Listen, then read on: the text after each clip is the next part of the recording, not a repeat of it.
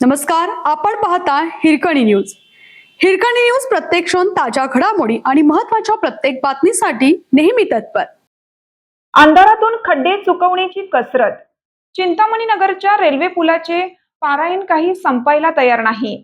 जुना पूल पाडण्याच्या निर्णयापासून ते तो पाडून नवीन पूल उभा राहीपर्यंत या पुलाने हजारो वाहनधारकांनी भोवताली राहणाऱ्या उपनगरातील लोकांना प्रचंड त्रास दिला आहे. हा त्रास अजूनही संपायला तयार नाही. अजून पुलाचे रितसर उद्घाटन व्हायच्या अगोदरच पुलावरच्या रस्त्यावर जीवघेणे खड्डे पडले आहेत. पुलावर अजूनही विजेची सोय नाही. अंधारातून खड्डे चुकवत पुलावरून प्रवास करणं म्हणजे अपघाताला निमंत्रणच आहे. पण याचे कसलेही सोयरसूतक ना नेत्यांना आहे ना सार्वजनिक बांधकाम विभागाला. चिंतामणी नगरचा जुना रेल्वे पूल दुहेरीकरणासाठी पाडला आणि नंतर नवीन पूल उभारण्याचे काम इतके रखडले की सांगलीकरांना जुन्या पुलाचे वर्षश्राद्ध घालावे लागले. 1.5 ते 2 वर्षानंतर हा पूल अखेर उभा राहिला.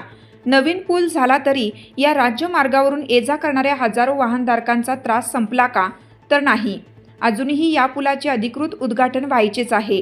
पण वैतागलेल्या वाहनधारकांनी कशाचीही वाट न बघता वाहतूक सुरू केली आणि तेव्हापासून आजपर्यंत या पुलाची राहिलेली कामे रखडलेलीच आहेत. या पुलाच्या रस्त्याचे काम इतके निकृष्ट झाले आहे की त्याला जागोजागी खड्डे पडले.